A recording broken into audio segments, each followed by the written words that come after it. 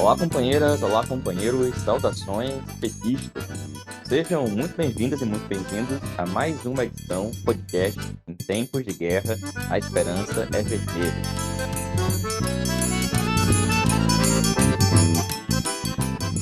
A edição de hoje sai entre quinta-feira, dia 19, sexta, dia 20, e fala sobre a reunião do Diretório Nacional do PT, ocorrida segunda-feira, e também comentários dos companheiros e companheiras sobre o Congresso da Central Única dos Trabalhadores, a CUT, que começa exatamente no dia de hoje.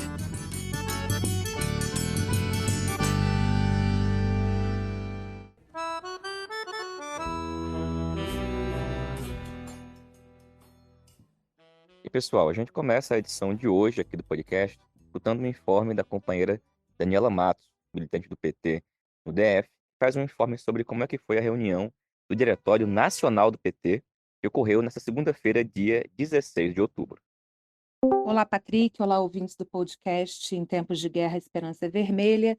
Aqui é Dani Matos. Eu estou aqui hoje para fazer um informe sobre a reunião do Diretório Nacional do PT, que ocorreu na última segunda-feira, dia 16 do 10. Essa reunião do diretório foi relativamente curta, durou mais ou menos 3 horas, com uma pauta que visava, em primeiro lugar, debater algumas questões mais de tática eleitoral.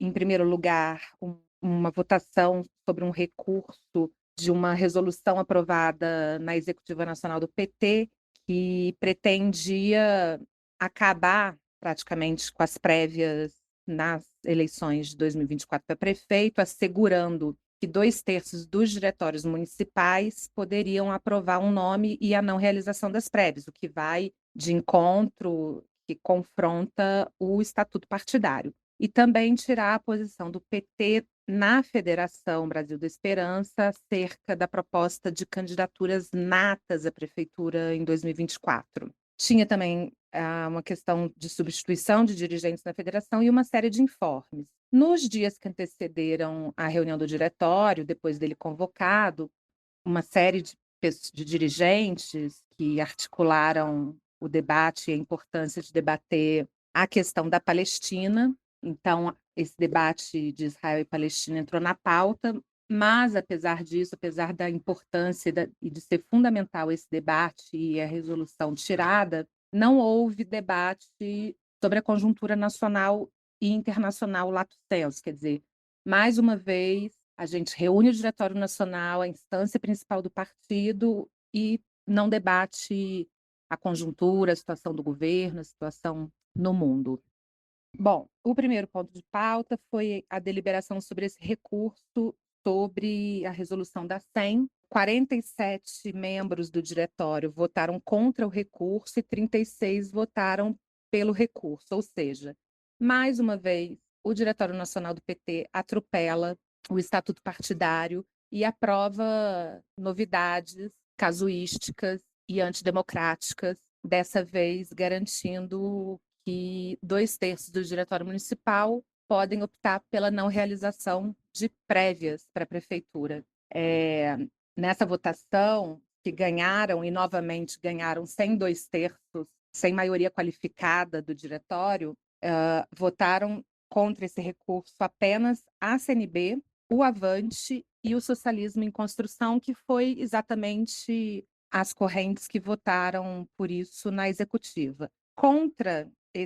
A favor do recurso, na verdade, e contra essa quebra do estatuto, votaram diversas correntes políticas. Vocês podem ver que a diferença foi só de 11 votos. Então, estávamos nós da articulação de esquerda, a Democracia Socialista, a MS, a RS, OT, EPS, Novos Rumos, MPT e duas chapas que participaram do último PED nacional, que é uma que chama Redes e Ruas e uma que é montada muito a partir do Distrito Federal, mas também de uma articulação sindical nacional. Então, nós fomos derrotados mais uma vez e sem respeitar o que o estatuto exige, de que a maioria tem que ser qualificada, e de novo, passaram por cima do estatuto e da democracia interna partidária. O debate sobre a posição do PT na federação é mais um debate que tem a ver com a democracia partidária, que o PT nunca aprovou e nunca defendeu candidatura nata. E, segundo a, a representação na federação, tanto o PCdoB quanto o PV estavam solicitando que isso entre no estatuto da federação. Uma série de correntes e de dirigentes reivindicou mais debate, disse que não dava para aprovar uma coisa assim com tanta rapidez, sendo que é um debate novo no partido, que nunca se fez, muito antes, pelo contrário, a gente sempre foi contra. Então, esse debate e a votação serão levados para a próxima reunião da Executiva Nacional. Bom, depois disso, a gente fez o debate sobre Israel e Palestina. Na verdade, teve alguns informes de ministros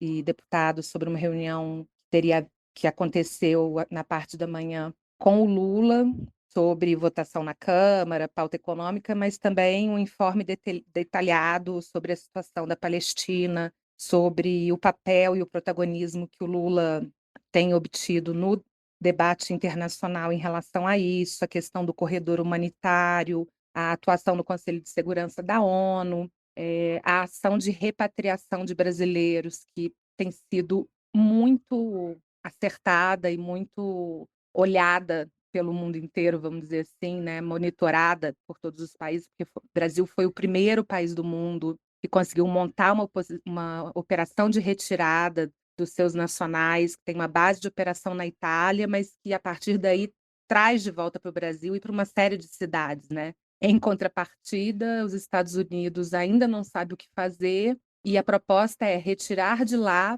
para outro país e a partir daí as pessoas que foram retiradas que consigam, com seu dinheiro, com as suas condições, voltar para os Estados Unidos ou ir para outro país. Então, é uma ação de sucesso do governo brasileiro, isso foi muito debatido, e a partir daí uma resolução foi apresentada pela presidenta Gleisi, pelo secretário de Relações Internacionais Romênio Pereira e pelo companheiro Walter Pomar. Essa resolução foi a voto com uma série de emendas que foram agregadas e uma emenda substitutiva apresentada pelos companheiros de trabalho, mas que não foi acatada. Então, a resolução, além de defender as ações humanitárias na região, o cessar-fogo, defendem, assim como o governo brasileiro, a maioria das organizações palestinas,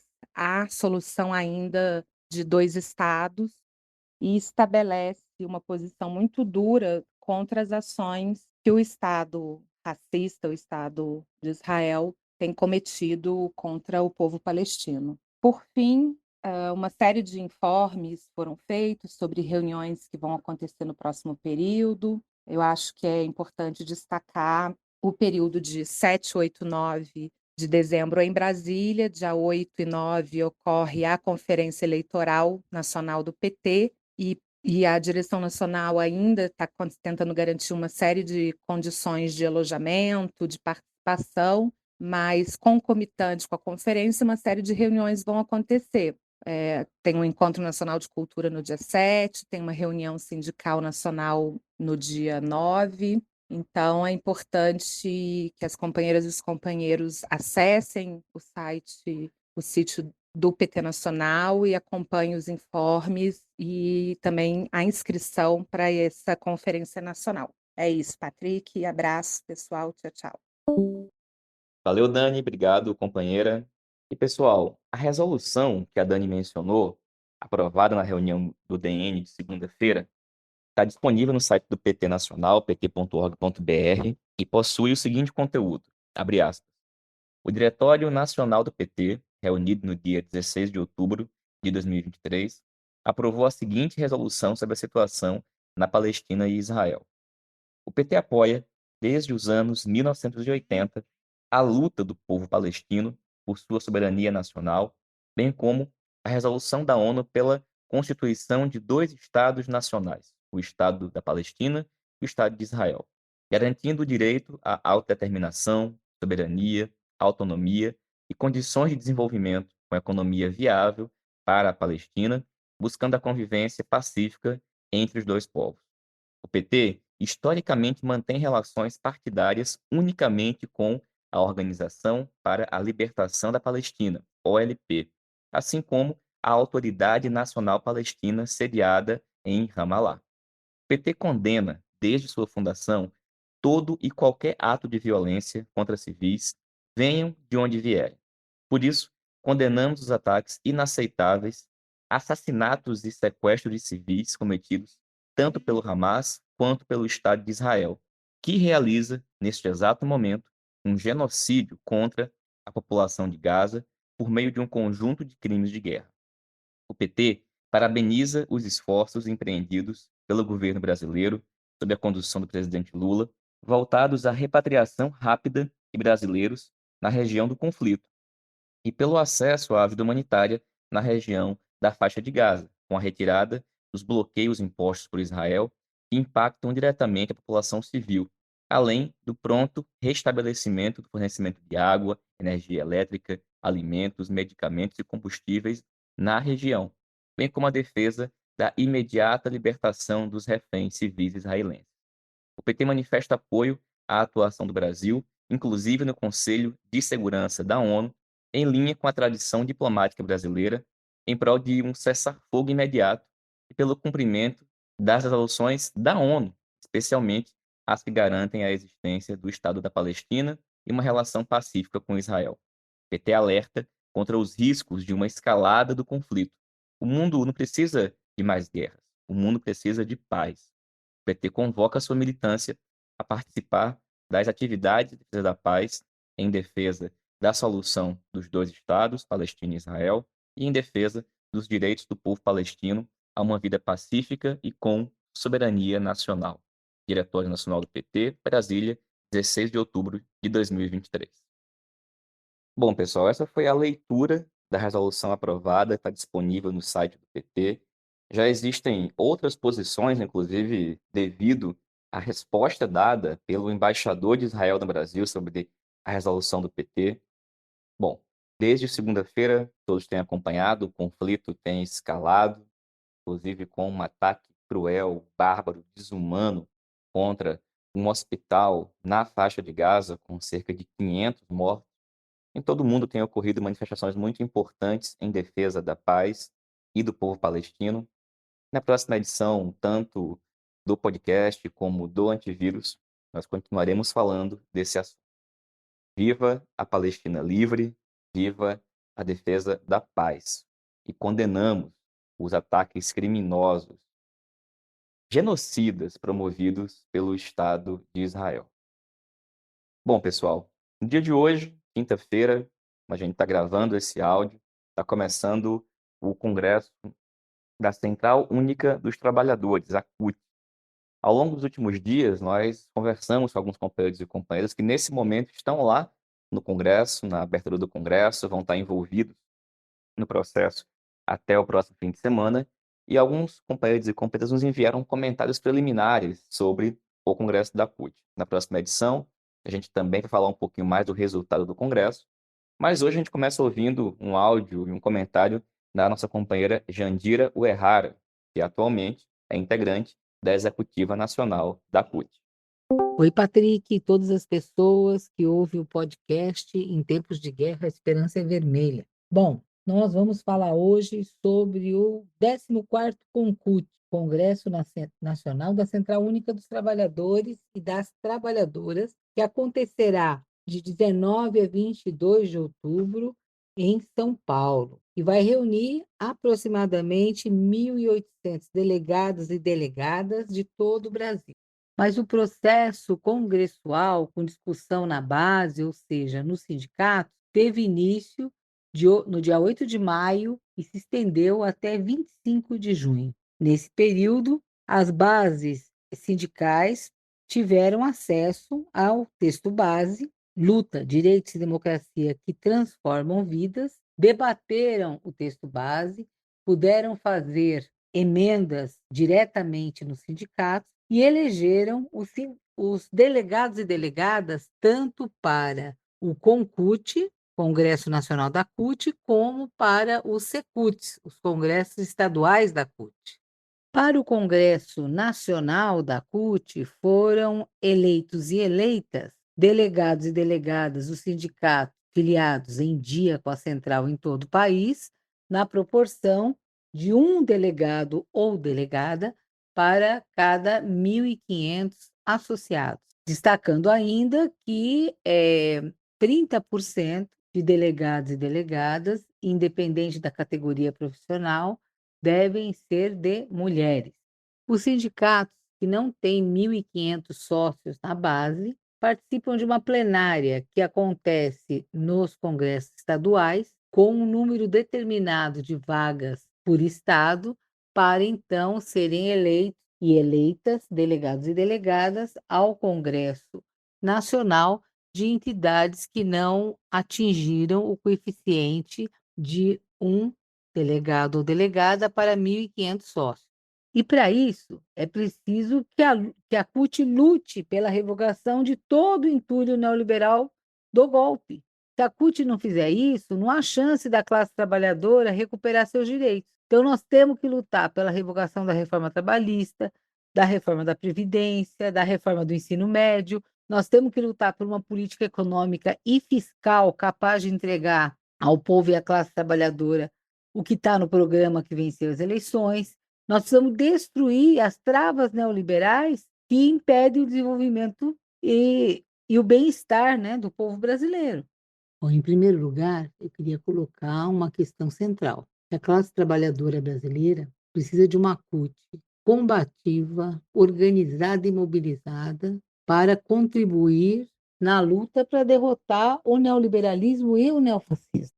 Entre 17 de julho e 28 de agosto, foram realizados congressos estaduais da CUT em todos os estados e no Distrito Federal, porque é o movimento sindical organizado, são as forças populares organizadas que são capazes de derrotar o neofascismo e o liberalismo. Portanto, é preciso um período de fortalecimento das organizações da classe trabalhadora e do movimento sindical, porque nós precisamos recuperar e ampliar direitos, salário, emprego, políticas sociais abrangentes. Isso é fundamental para vencer tanto o neofascismo quanto o neoliberalismo. Mas, para isso, será preciso vencer os neoliberais que estão dentro e fora do governo Lula. Porque as forças neoliberais de direita que compõem e disputam o governo, a chamada Frente Ampla, é vista como o único instrumento capaz de derrotar a extrema-direita. No entanto, ao ceder a essa agenda neoliberal para manter essa frente unida, isso pode produzir exatamente o efeito contrário e fortalecer a extrema-direita e o chamado bolsonarismo. Então, antes de mais nada, o entendimento de que nós temos um governo que está em disputa e caberá a nós, do movimento sindical, do movimento popular, atuar para mudar a correlação de forças a favor da classe trabalhadora. Então, a gente, ao mesmo tempo que deve apoiar as medidas do governo que devolvam direitos, que combatam privatizações, nós precisamos disputar os rumos do governo quando prevalecem preceitos neoliberais, né, para agradar a Faria Lima. E um exemplo disso é o novo arcabouço fiscal e os limites, né, desta primeira fase da reforma tributária, que promete muito e entrega muito pouco para dar conta da retomada das políticas sociais, de infraestrutura e do desenvolvimento. No entanto, não será no 14º CONCUT que estas definições políticas, né, estratégicas, fundamentais para o fortalecimento do sindicalismo classista, cutista, deve acontecer. Toda a discussão que tem sido feita até agora e as próprias linhas, né, que estão, as linhas de orientação que estão no texto base, quer dizer, não indicam para esse caminho, né?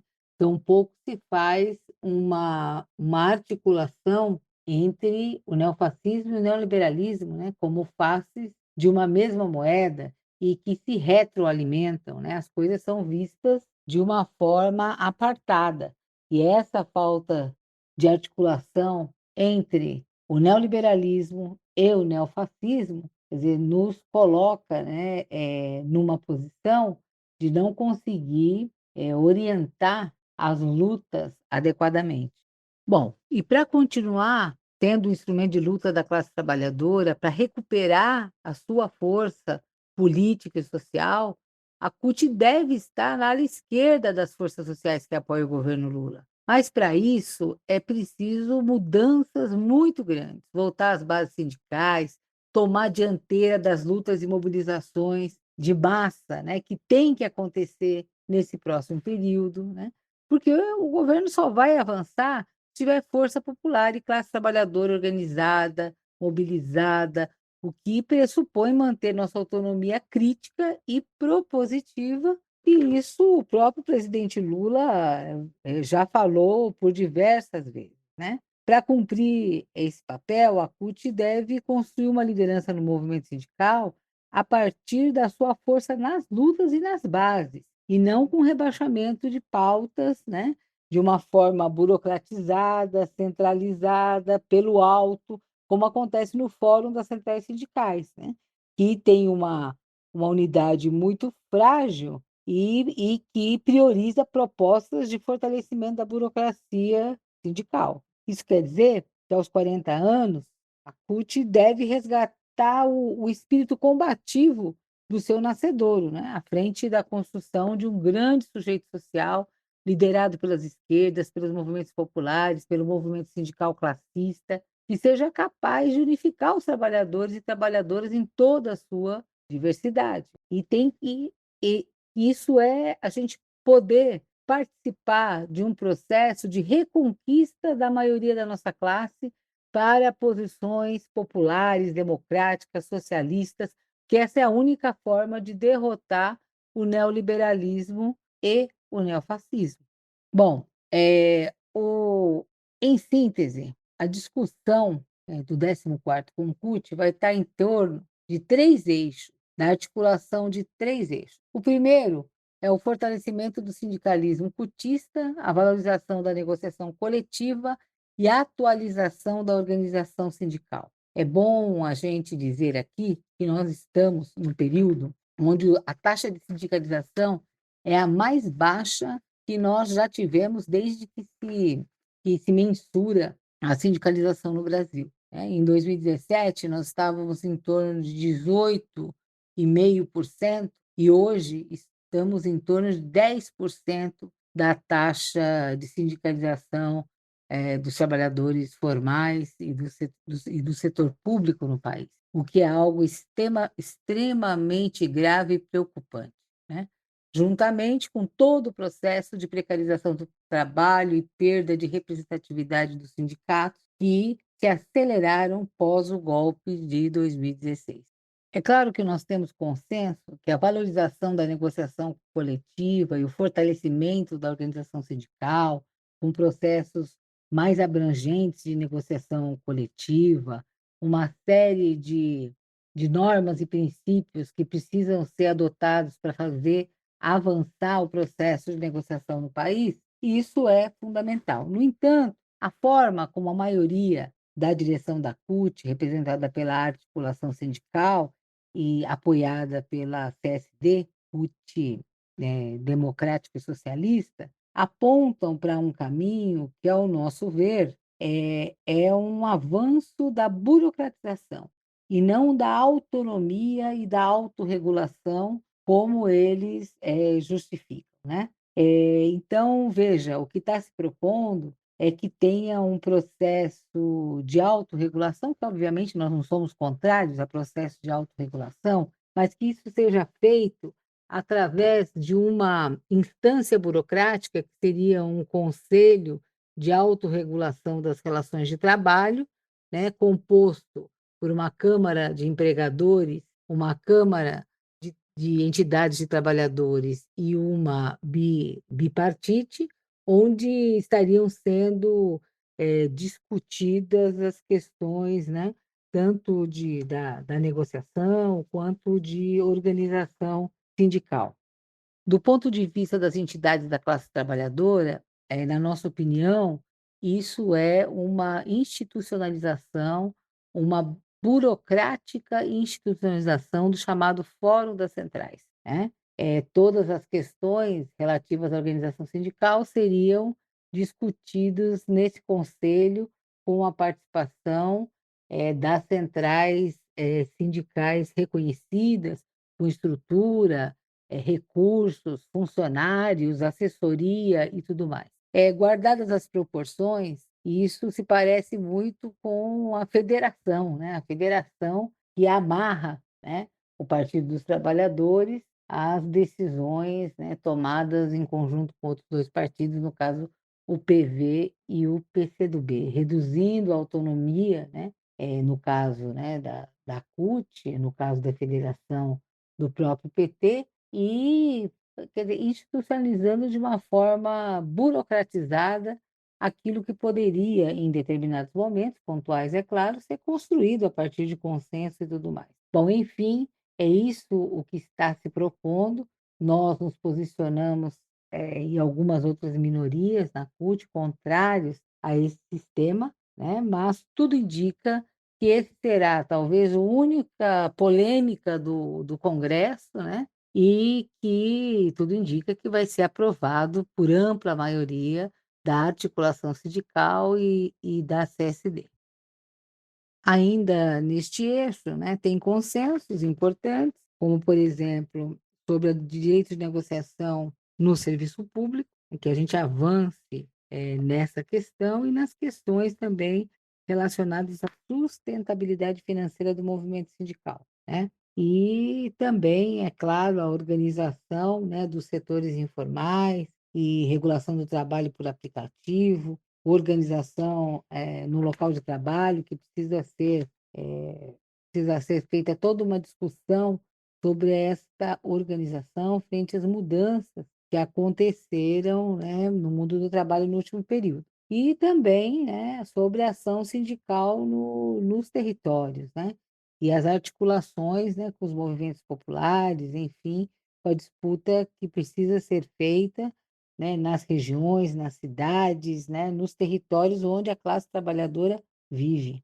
O segundo eixo de discussão diz respeito ao protagonismo da CUT na reconstrução do Brasil, da democracia, dos direitos e da soberania, né? Bom, é identificado aqui como um dos principais desafios hoje, quer dizer, a disputa política e ideológica, né, no interior da classe trabalhadora, né? E o apontamento de que o sindicalismo cutista tem que intervir nesse processo, estreitando as suas relações com os movimentos populares em ação de mobilização e também a defesa, né, da punição daqueles que tiveram participando das ações do 8 de janeiro, né?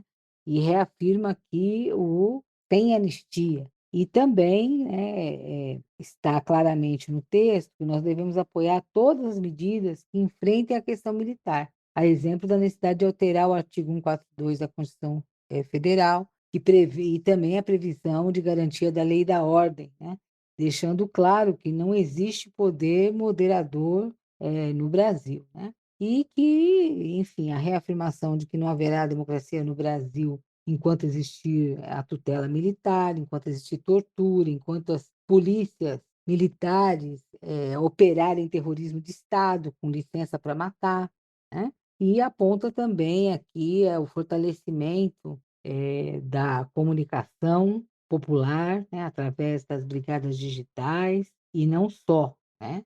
Também um trabalho mais articulado contra a discriminação de gênero, combate ao racismo, contra a violência doméstica e o feminicídio, contra o extermínio da população negra e da juventude pobre nas periferias, ampliação, né, dos direitos humanos fundamentais e democratização das políticas públicas, né? Veja, nesse eixo não há divergências, né, no conteúdo que está colocado, mas o que carece o texto que carece a orientação do que fazer concretamente, né, de ações concretas, imediatas, para que se leve a cabo essa, o enfrentamento a essas questões, né, que estão bem colocadas, né, no texto.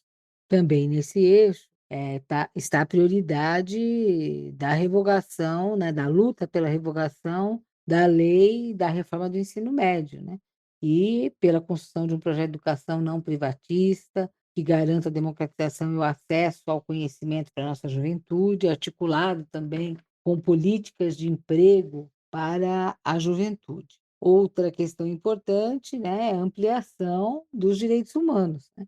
Então, aqui estão colocadas as questões, né, importantes, como estancar a escalada de violência contra os povos indígenas, rurais, quilombolas, mulheres, né, violência política, racismo, perseguição aos LGBTQIA+, os ataques aos direitos das pessoas com deficiência e o enfrentamento à violência policial na sua estrutura, né, da violência estrutural que existe nas polícias, e aí nós temos a questão da desmilitarização como um eixo central. Outra questão importante também é a campanha pela aprovação do projeto de lei 572 de 2022, que cria o Marco Nacional sobre Direitos Humanos e Empresas, que estabelece diretrizes em relação à atuação das empresas multinacionais e transnacionais no Brasil, né. Esse é um ponto bastante importante em que nós, particularmente, através da Secretaria Nacional de Políticas Sociais e Direitos Humanos, estamos trabalhando, porque esta foi uma lei construída a muitas mãos, né, pela CUT, MAB, Roma, e outras entidades de defesa de direitos humanos, e que vai estabelecer a primazia dos direitos humanos sobre qualquer acordo de natureza econômica, né. E também é uma lei que, se aprovada da forma como está colocada, também assegura, quer dizer, a responsabilização dessas grandes empresas, multinacionais e transnacionais, sobre toda a cadeia de fornecimento, sobre toda a cadeia de valor, né. E, está claro, né, o envolvimento, né, dessas empresas, né, com a perpetuação do trabalho escravo no Brasil, né, porque eles terceirizam, né, utilizam de terceirização de mão de obra, se utilizam de mecanismos de precarização do trabalho, que faz com que, na sua cadeia de fornecedores, né, esteja ali presente o trabalho precário e não só, até mesmo o trabalho análogo à escravidão. Bom, o terceiro eixo é da intervenção da CUT na reconstrução do desenvolvimento econômico sustentável e o combate à desigualdade. Então, aqui, o central, né, desse eixo é a questão da desindustrialização do Brasil e a necessidade, quer dizer, de um processo de reindustrialização. Muito embora, né, o texto não aprofunde a respeito, dessa questão, mas nós teremos, no dia 18 de outubro, portanto, na véspera do início do Concute, um seminário promovido pelo Macrosetor Indústria da CUT, onde se pretende, discutir de uma forma, fazer uma síntese, né, dos principais caminhos e diretrizes que o macrosetor coloca para esse processo da reindustrialização do país e da sua relação com o desenvolvimento sustentável, soberania nacional e etc. Bom, também aqui tem a discussão da reforma tributária, né, e se esperando uma segunda etapa onde, se vá além, né, de uma reforma que privilegiou, a questão do consumo, né, e da tributação do consumo, e agora a gente parta para aquilo que realmente pode, fazer com que os ricos paguem imposto desse país, né, conforme inclusive foi prometido na campanha, ou seja, uma reforma tributária que agora, reestruture a questão, da taxação do capital, das grandes fortunas, enfim, da renda e da propriedade, né, porque até o momento continua nas costas da classe trabalhadora, o pagamento de impostos no nosso país. Bom, e aí nós chegamos ao plano de luta. Ao nosso ver, na nossa opinião, é um plano de lutas absolutamente genérico, sintético e insuficiente, né? Nós esperamos que, no decorrer do Congresso, porque o plano de lutas é o único ponto onde cabem emendas, né, de plenário, com 20% de assinaturas, dos delegados e delegadas presentes. É também importante dizer que deste processo, desde as assembleias de base, passando pelos congressos das CUTs estaduais, nós temos mais de 600 emendas, né, que estão sendo organizadas em cada um dos eixos. Eu ainda não tenho, até o momento, uma síntese de quais são as emendas polêmicas, a não ser aquelas que já se colocaram nos congressos estaduais, que foram principalmente a esse modelo, né, de reforma sindical que prevê, né, o Conselho de Autorregulação das Relações de Trabalho, que está sendo proposto pela maioria. Fora isso, devem haver outras, mas nós ainda não temos o relatório pronto. No entanto, o plano de lutas tem possibilidade, é necessário que se façam muitas emendas, porque ele é absolutamente genérico, né? E tanto que ele ocupa de um caderno que tem 46 páginas, ele ocupa pouco mais de meia página, né? Então, nós nos debruçarmos sobre esse plano de lutas, né, e fazer uma boa discussão no Concult é algo fundamental e que deve ser a nossa prioridade nesse congresso. Bom, me despeço por aqui e aproveito para convidar a todos e todas para participar da edição do Manifesto Petista, que vai ao ar às 21 horas do dia 18 de outubro, portanto, na véspera do Congresso, onde nós estaremos participando, aprofundando o debate sobre o Congresso e com mais informações para todos e todas. Um grande abraço e até a próxima. Obrigado, Jandira. Valeu pela participação, companheira. Bom congresso para você, para os companheiros e companheiras. Bom, além da Jandira, nós também conversamos com o nosso companheiro Ismael, do Distrito Federal, que também faz parte da direção nacional da CUT. Pedimos para o Ismael falar um pouquinho sobre as questões relacionadas à PEC 32 e os debates em torno dela. Olá, Patrick. Olá, ouvintes. Na verdade, essa luta, né, da CUT e dos servidores contra a PEC 32, ela é uma luta conjunto do povo brasileiro. Em primeiro lugar, é necessário, mais do que nunca, desmistificar essa história que há excesso de servidores no Brasil.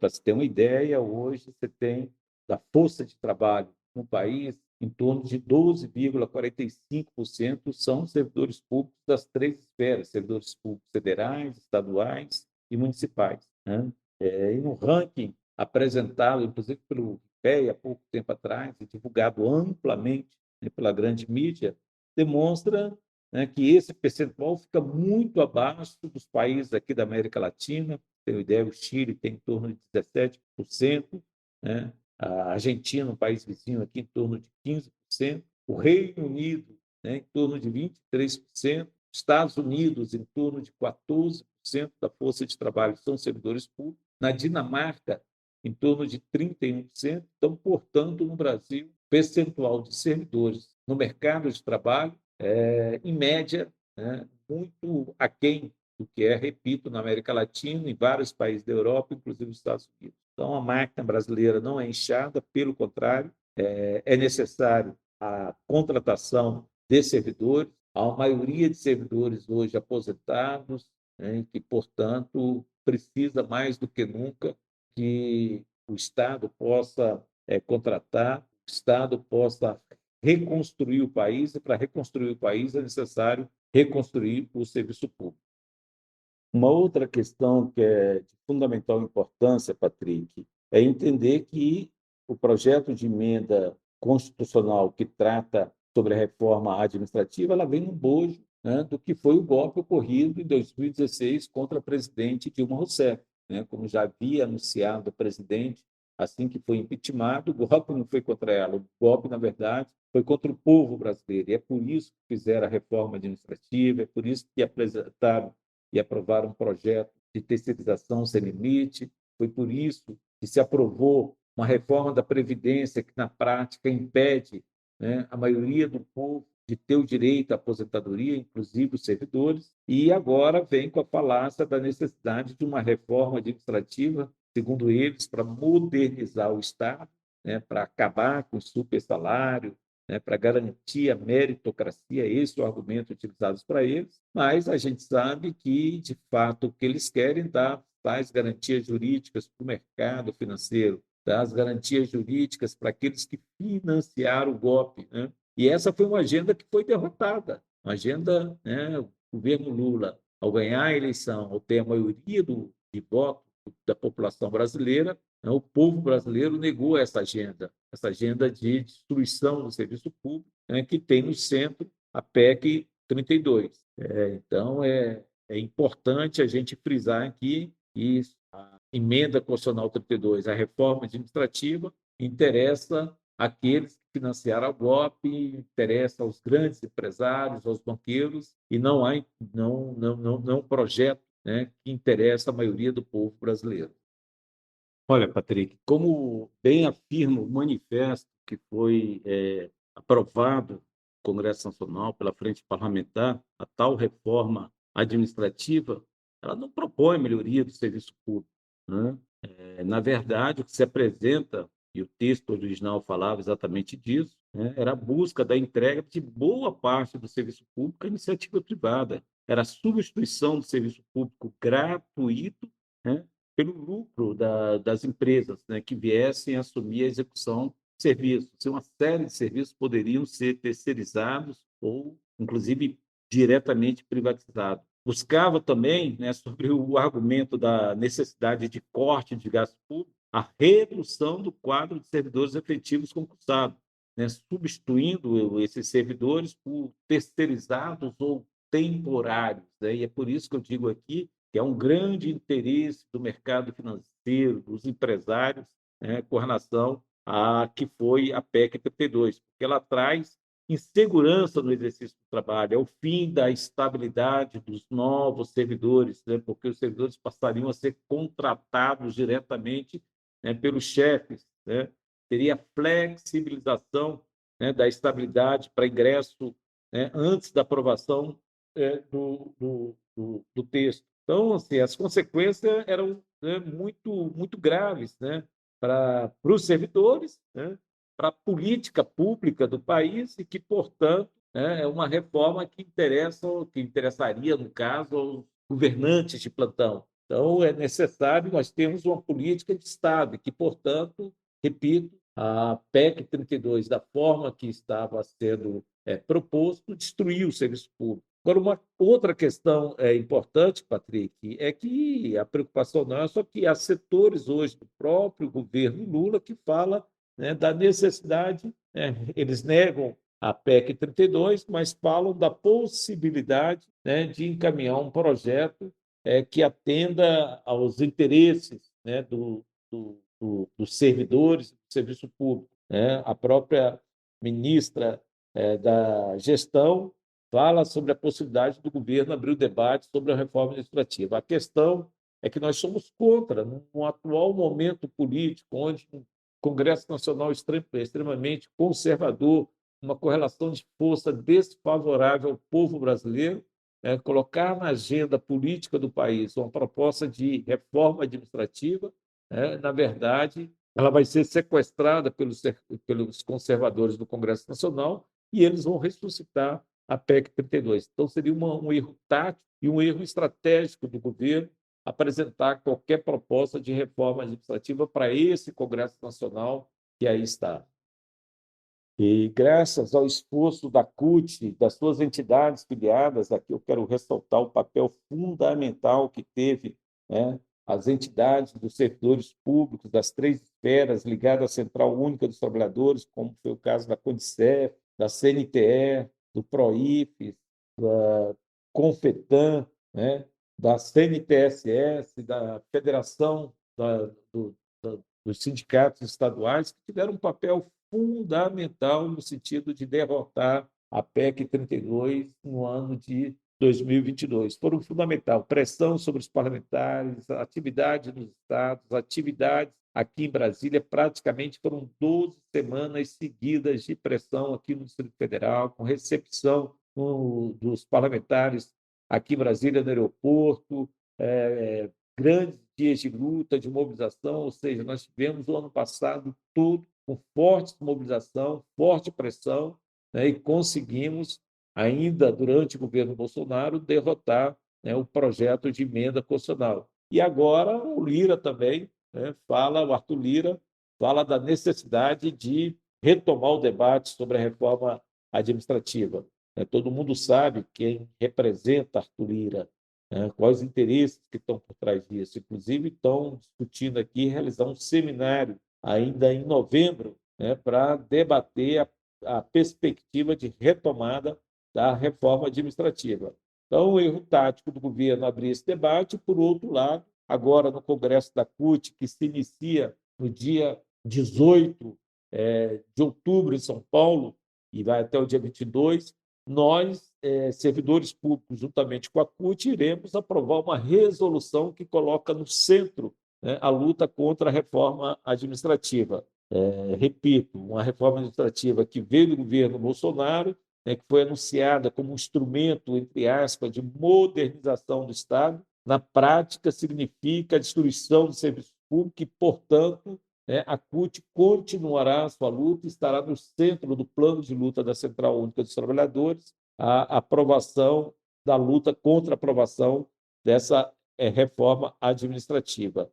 E, além disso, Patrick, para finalizar, mais duas questões são fundamentais para ser discutido e debatido nesse Congresso da CUT. A reposição salarial dos servidores. Como todo mundo sabe, a categoria ficou 6 anos sem reajuste salarial.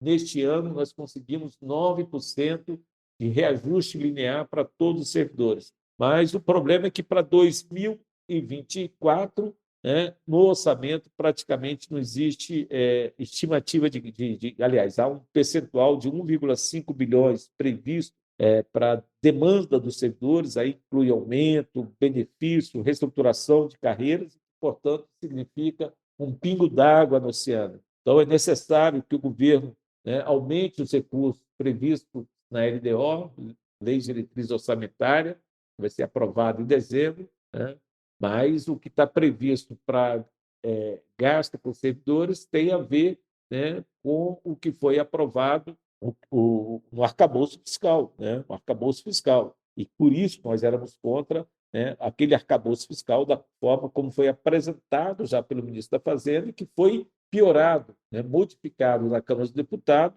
e que prevê poucos recursos para reestruturação do serviço público, para recuperação do serviço público. Então, uma luta dos servidores ainda nesse segundo semestre, que vai estar na agenda da CUT, é garantir recursos para a recomposição das perdas salariais dos servidores, que está em torno de 40% a 53%, para recompor a inflação desse período. E, por último, garantir que a regulamentação da 151, ou seja, a Convenção 151 da OIT no serviço público, que trata da negociação com os servidores públicos. Como todo mundo sabe, os servidores têm o direito à greve, têm o direito à sindicalização, mas ainda não têm o direito a fazer a negociação coletiva. O governo federal encaminhou um grupo de trabalho para pensar uma proposta de regulamentação dessa matéria, mas, para além da regulamentação no serviço público federal, é necessário uma gestão do governo federal para que os estados e o município também regulamentem essa matéria. Então, portanto, é essa luta que está no centro do debate do Congresso da CUT, que eu tenho absoluta certeza que a Central Única dos Trabalhadores irá levantar essa bandeira junto com os servidores, junto com o povo brasileiro, defender o serviço público contra a PEC 32, pela regulamentação da negociação coletiva no serviço público e garantir os recursos necessários para reconstruir o país a partir de 2024. Valeu, Ismael. Obrigado, companheiro. Também ouvimos o nosso companheiro Roberto, da CUT do estado de Sergipe, que também fala com a gente sobre um importante tema que vai ser tratado nesse congresso da CUT.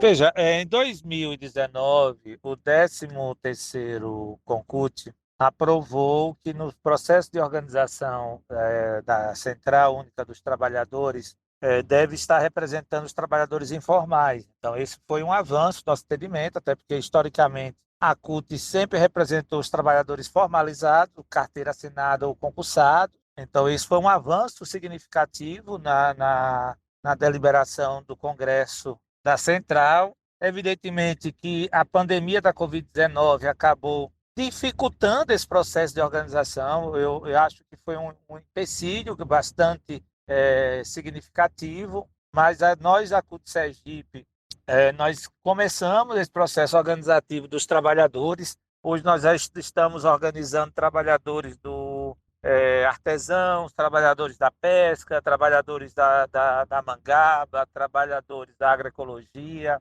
trabalhadores de aplicativo, né, especialmente o pessoal do mototáxi, moto entrega e moto aplicativo, trabalhadores terceirizados, que é uma outra pauta importante de representação sindical, uma vez que a terceirização é combatida, né, pela central.